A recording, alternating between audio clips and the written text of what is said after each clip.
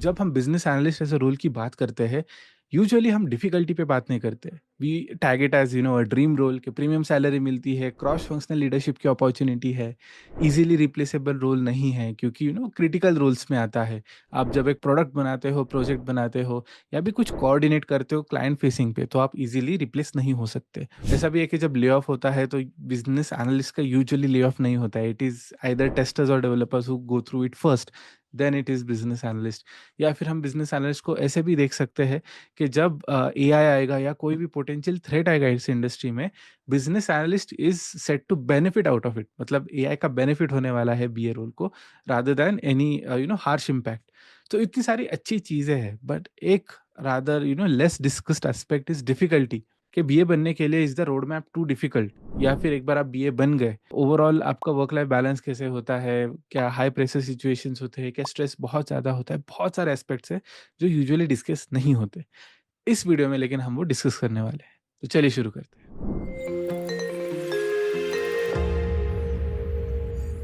तो सबसे पहले देखते हैं easy versus difficult for academic background. मतलब जो भी एजुकेशनल डिग्री, कोर्स, सर्टिफिकेट्स जो भी परस्यू करोगे, क्या वो इजी है या difficult in order to make it to a BA role. मतलब बीए रोल क्रैक करने के लिए जो भी लगता है, what is it. Now there is no prerequisite mandatory structure कि यार कुछ XYZ डिग्रीज ही करनी है तभी आप बीए बन पाओगे। It's an open slate.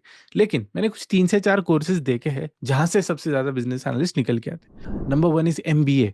जी हाँ, when it comes to masters in business administration, आपको 2 चीज़ें सिखाई जाती है। एक तो स्ट्रॉन्ग बिज़नेस एक्यूमेन होता है, दूसरा है कि आपको प्रेज़ेंटेशन स्किल्स भी सिखाए जाते हैं कॉलेज में। अगर आपके पास थोड़ा भी टेक का बैकग्राउंड है, स्टैटिस्टिक्स का बैकग्राउंड है या थोड़ा एनालिटिक्स का बैकग्राउंड है और उसके साथ अगर आप एमबीए परस्यू करते हो, तो नथिंग लाइक इट, आप ईज़िली ट्रांज़िशन कर पाओगे एक बीए रोल में। अब बात आती है ईज़ी वर्सेस डिफ़िकल्टी। वेल, इसको मैं डिफ़िकल्ट ही कैटेगराइज़ करूँगा। रीज़न बीइंग, अगर आप टियर 2, टियर 3 कॉलेज से आ रहे हो, then to make it to a BA role बहुत डिफ़िकल्ट है। यूजुअली जो भी प्रीमियर बीए रोल्स होते हैं, वो टियर 1 कॉलेजेस को ही दिए जाते हैं। Just to give you a rough benchmark, अगर आप इंडिया के टॉप 30 कॉलेजेस में अगर जा पाते हो आफ्टर क्रैकिंग कैट और एनी रिस्पेक्टिव एंट्रेंस एग्जाम, तभी आप शायद उस रेस में हो जहां पर आप as a fresher or right out of MBA BA role crack कर पाओगे। नंबर 2, इंजीनियरिंग, जहां पर आप कंप्यूटर साइंस में स्पेशलाइजेशन कर रहे हो। लेकिन there is a catch. Usually जो भी सीएस कंप्यूटर साइंस में स्पेशलाइजेशन करते हैं, वो इनिशियली डेवलपमेंट से स्टार्ट करते हैं या फिर एज अ टेस्टर स्टार्ट करते हैं। लेकिन आफ्टर गेनिंग बिजनेस एक्यूमेन, जिस भी डोमेन में वो काम कर रहे हैं, वहाँ का एक बार नॉलेज मिल गया, थर्ड थिंग प्रेजेंटेशन स्किल्स थोड़े से पॉलिश हो गए, तब वो बीए रोल में ट्रांजिशन कर पाते हैं। नंबर 3 इज बीकॉम, बीबीए या अदर मैनेजमेंट और कॉमर्स साइड डिग्रीज। अभी यहाँ पे there is an interesting trend I have observe कि जो भी कॉमर्स साइड से स्टूडेंट्स आते हैं, चाहे वो बीकॉम, बीबीए, बीएमएस वगैरह जो भी हो, जो भी डिग्री हो, ये कंप्लीट करने के बाद as an add on tech के सर्टिफिकेट्स परस्यू करते हैं, जो मैंने भी किया था। So I started with SQL, then PL SQL, Excel, advance Excel, financial modelling, फिर टैबल्यू, फिर QlikView, the list goes on. जैसे मैंने किए थे, काफ़ी सारे कैंडिडेट्स आजकल ये सर्टिफिकेट्स परस्यू कर रहे हैं and after completion of this certificates वो एलिजिबल हो जाते हैं फॉर बीए रोल। लेकिन there is a catch again. अभी BCom with just a certificate एक रोल क्रैक कर पाना थोड़ा डिफिकल्ट है। तो यहाँ पर 2 ऑप्शंस होते हैं, या तो आप इंटर्नशिप्स करो, लाइव प्रोजेक्ट्स करो, या फिर थोड़ा एक्सपीरियंस गेन करो अपने डोमेन में। फॉर एग्जाम्पल, जैसे मेरा बीकॉम कंप्लीट हुआ, मैंने बैंकिंग या इन्वेस्टमेंट बैंकिंग डोमेन में ऑलमोस्ट 1.5 साल स्पेंड किया विद डॉइश बैंक। और वहाँ पर एक्सपीरियंस आने के बाद then I took a transition into BA role at FIS, जहाँ पर मैं अगेन अलग-अलग इन्वेस्टमेंट बैंक्स को ही मैनेज कर रहा था एज़ अ बीए। तो यही आप रेप्लिकेट कर सकते हो। Let's say you are coming in from non engineering और non tech background completely, it is fine. आप टेक पार्ट सीख सकते हो, फिर ट्रांजिशन कर सकते हो और ये रोल क्रैक कर सकते हो। So out of all the options, अगर हम एमबीए, इंजीनियरिंग और कॉमर्स या मैनेजमेंट स्टडीज़ को कंपेयर करें, तो I would say MBA getting into a good college just because of the competition मैं थोड़ा डिफिकल्ट कैटेगराइज़ करूँगा। Engineering again you have to do it from a good college, plus you have to be a quality engineer, आपको coding आना चाहिए, वो भी top notch. Hackathons में participate करना पड़ेगा, you have to do 10 different things, projects बनाने पड़ेंगे, सैंपल पोर्टफोलियो बिल्ड करना पड़ेगा। So again to some extent difficult. जो थर्ड पार्ट है, मैं उसको इतना ज़्यादा डिफिकल्ट कैटेगराइज़ नहीं करूँगा, रादर इट इज़ इंटरेस्टिंग। आपको प्रैक्टिकल नॉलेज मिलता है, plus you have an edge कि आपको टेक भी पता है और नॉन टेक डोमेन का भी नॉलेज है। सो दीज़ आर द 3 कैटेगरीज़। और इसी कॉन्टेक्स्ट में अगर आप एक कैंडिडेट हो जो सोच रहा है कि कौन-सा कोर्स सर्टिफिकेट परस्यू करना चाहिए, कौन से टूल सीखने चाहिए, then I have a recommendation for you. मेरी एक टीम है एट स्किल आर्बिट्राज, जिन्होंने आपके लिए एक कोर्स डिज़ाइन किया है। इस कोर्स का नाम है diploma in financial and data analytics.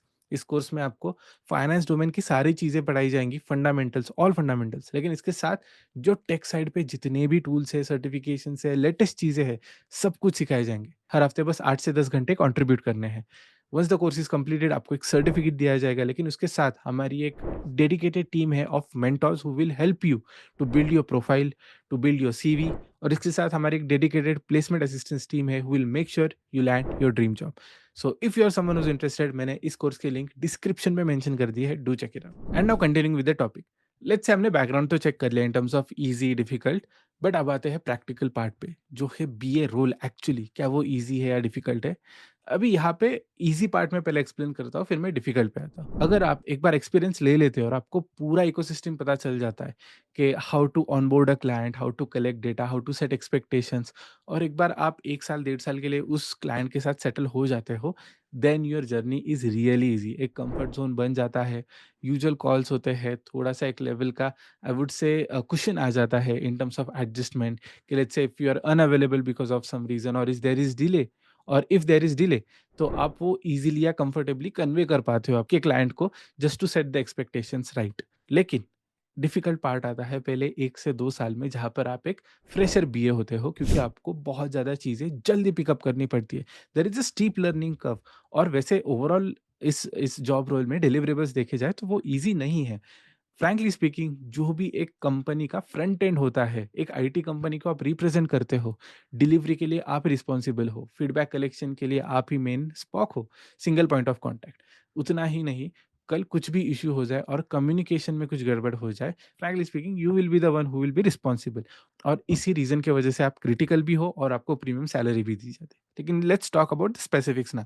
जैसे ही आप एक बीए रोल में ऑनबोर्ड होते हो, सबसे पहले आपको प्रोडक्ट नॉलेज परस्यू करना पड़ता है।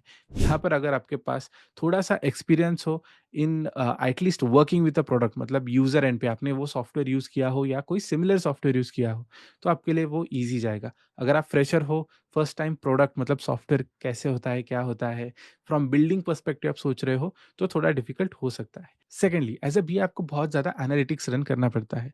तो यहाँ पर अगर आपके पास प्रायर एक्सपीरियंस है एनालिटिक्स में, it is easy, but if you are new to it, आपको एनालिटिक्स सीखने के लिए, टूल्स को सीखने के लिए, आउटपुट को इंटरप्रेट करने के लिए टाइम लगेगा। So this part will be difficult again. Next would be the scrum master role. बहुत सारे BA eventually scrum master role में चले जाते हैं। एज अ स्क्रम मास्टर आपको स्प्रिंट्स डिजाइन करनी पड़ती है, आइदर इट इज वीकली और बाई वीकली। लेकिन उसके साथ आपको प्रोडक्टिविटी भी ट्रैक करनी पड़ती है, आउटपुट भी ट्रैक करना पड़ता है, टाइम टू टाइम एस्केलेशंस करने पड़ते हैं। So again this part for ever will be difficult. ये सबसे ट्रिकीस्ट पार्ट होता है in terms of running a project and delivering a product or a service.